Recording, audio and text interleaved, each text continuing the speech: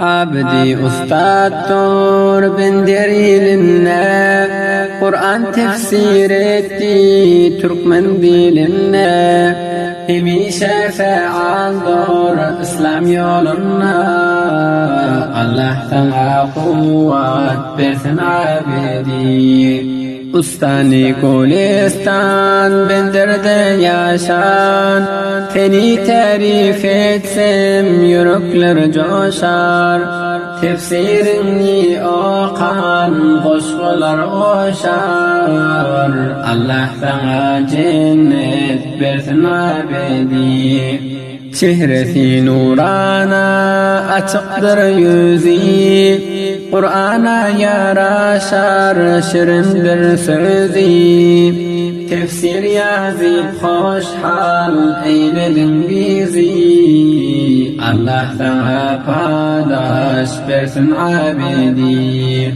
Tefsirini okuyup yürekler coşar, menisine garap aklım çaşar. Neriftir gevherdir cana yaraşar, Allah sana cennet versin abedi.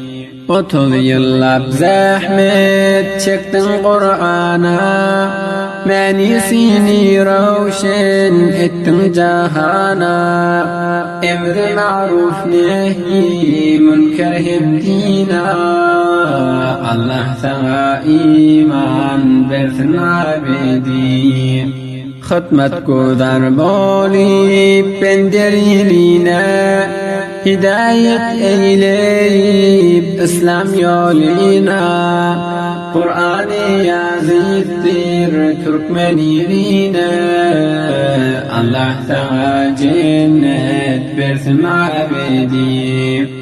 Durabilmen dastan yazdım adına, hemişe duada saldık yadına. Tefsir okap dua edes bersana, Allah sana paydaş versin abedi. Tefsir yazıp hediye eyledin bize, şunu okuyup dua eder bil size. Allah'ım pay versin cennetten size, Huday sana kuvvet versin abedi. Tefsirin yüzünde yazıldı adım, hasıl bulsun haktan islen muradim. Ta zaman ahiret tutular adim, Allah sana iman versin abedi. Latiftur levidur aydın sözleri, tefsir yazıp erşad ettin bizleri.